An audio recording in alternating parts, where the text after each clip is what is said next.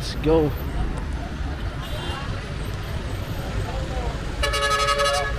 Miagao. Gimbao. We're going to Gimbao.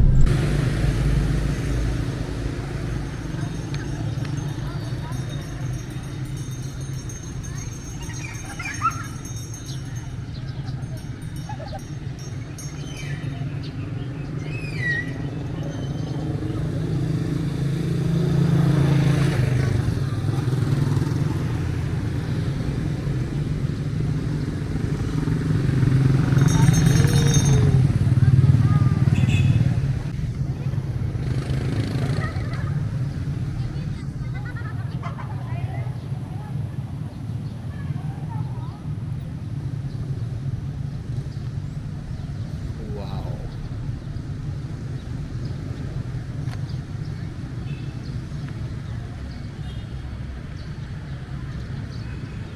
Look at that, guys. Oh my god. So awesome. It's amazing. I love it. Wow. this makes me this makes me so happy, guys. Look at the details. Oh my god, look at the details, guys.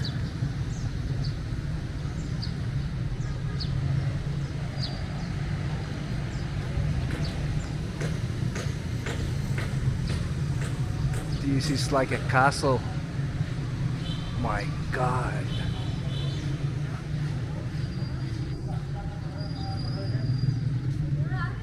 Hi.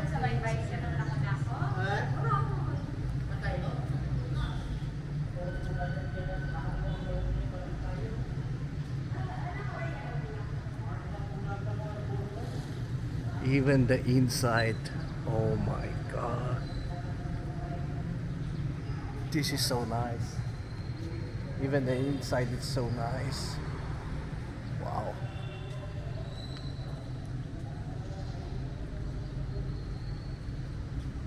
So they said that this is a heritage site here in the southern part of Iloilo province.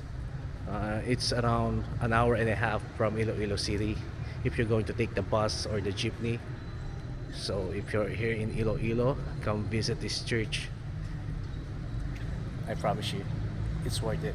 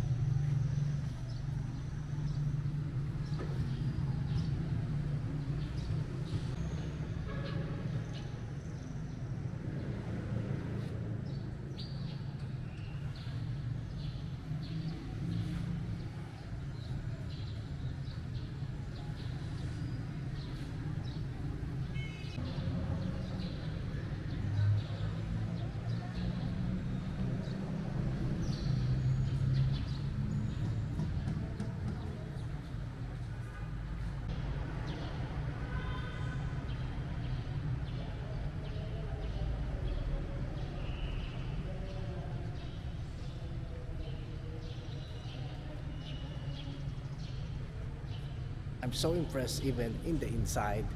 Outside, speechless. It's so nice. I love this church. This is like a castle. This is like a castle.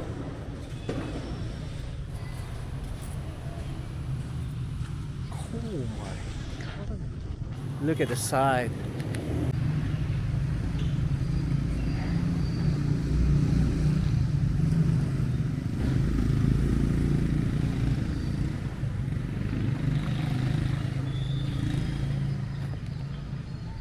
Look at the details here, everyone. My god. Check this out.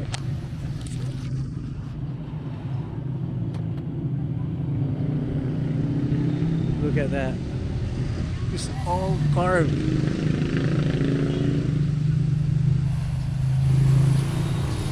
Whoa. It's so nice. It's so nice.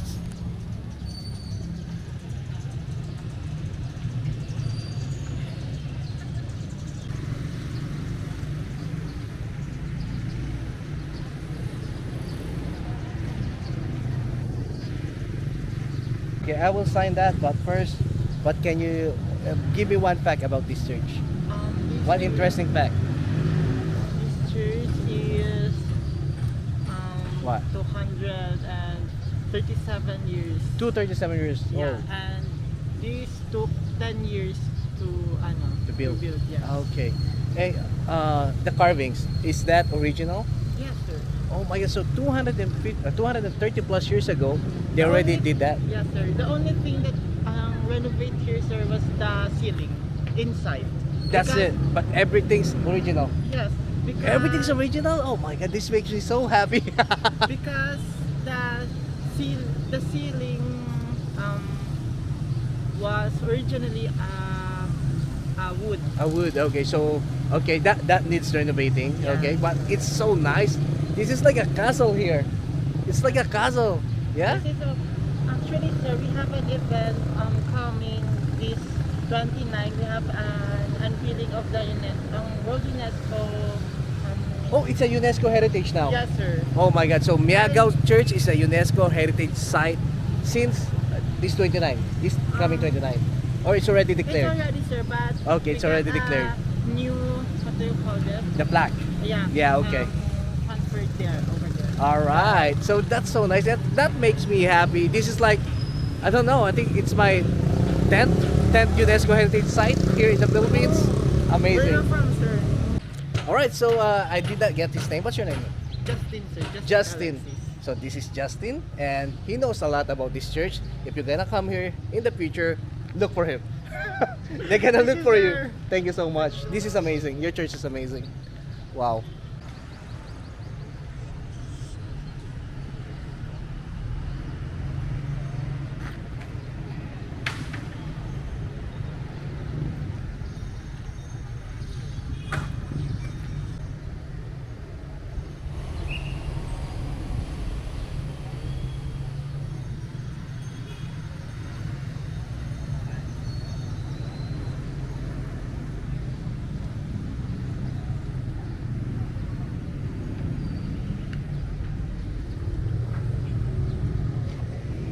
This is like different from what I'm used to here in the Philippines.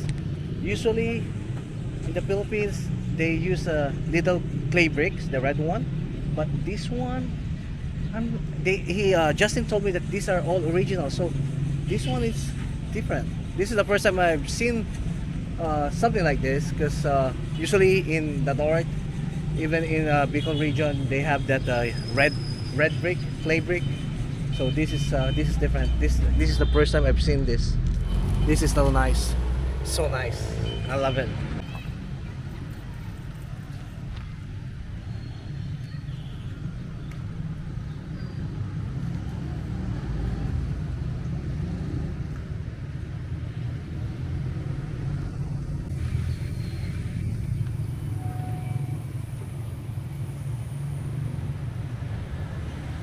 Sorry, Molo Church. I'm sorry, Molo Church. I'm sorry, Haro Church. But right now, even San Joaquin Church. But right now, this is my favorite church here in Iloilo. This is nice. It's a great church. Wow. Oh yeah, and this thing that they're working on, this is the new UNESCO heritage sign that they're gonna put up, and Justin told us that it's going to be unveiled in April 29. Ang ganda.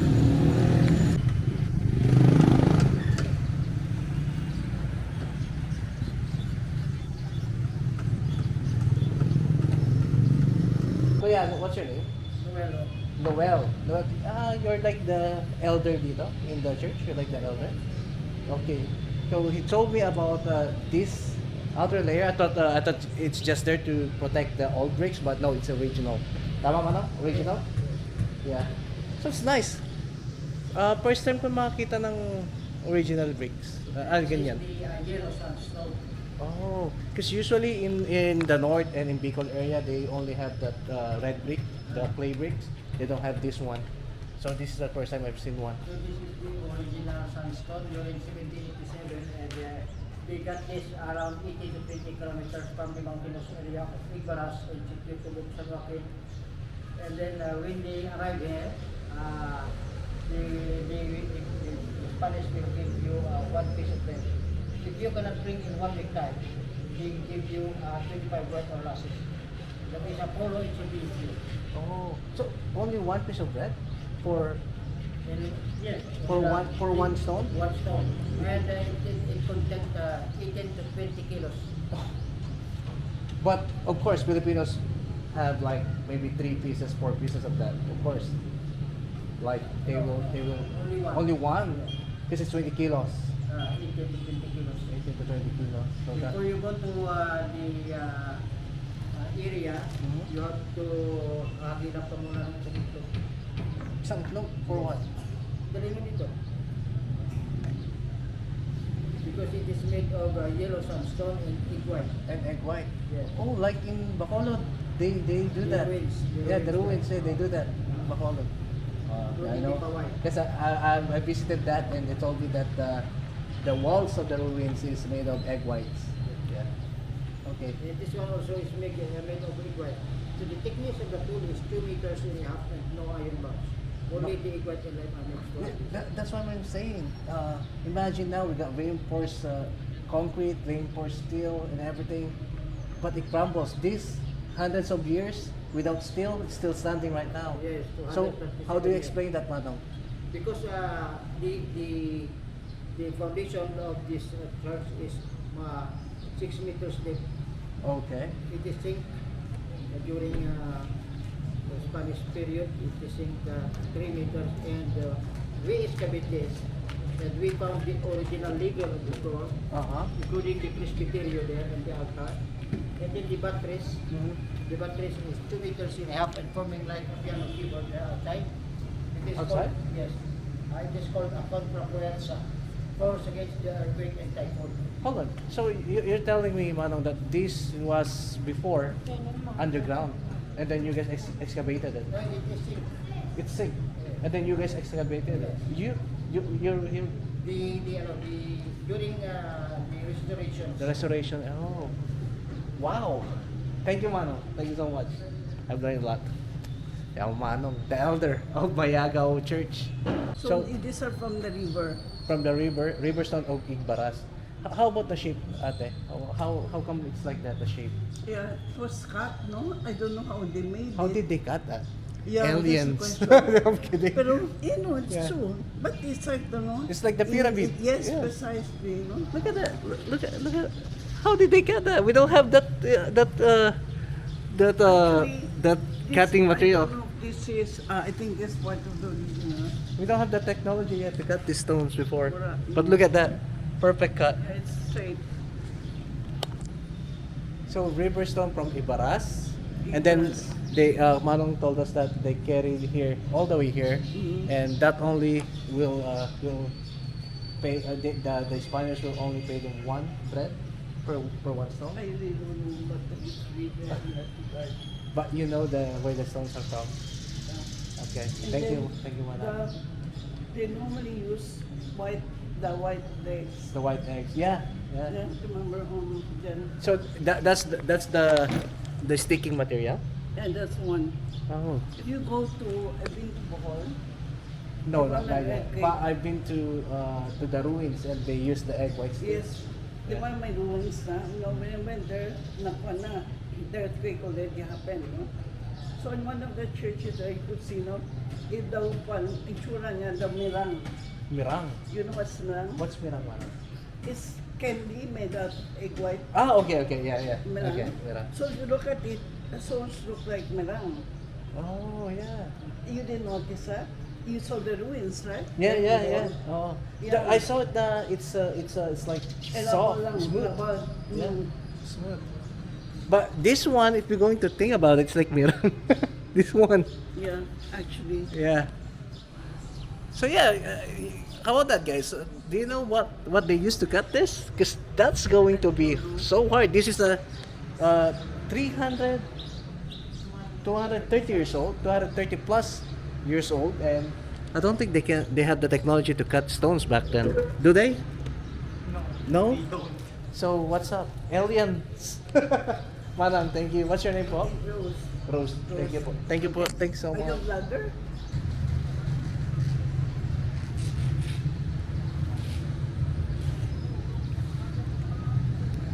Where are we at? Miagao. Miagao. Miagao Church. Miagao. Miagao Church. Miagao Church. Thank you, Justin. What's your name? Danica. Danica. Cheska. Irish. Irish. Madali lang sa akin. Justin, Danica, Cheska, Irish. Easy. Bye.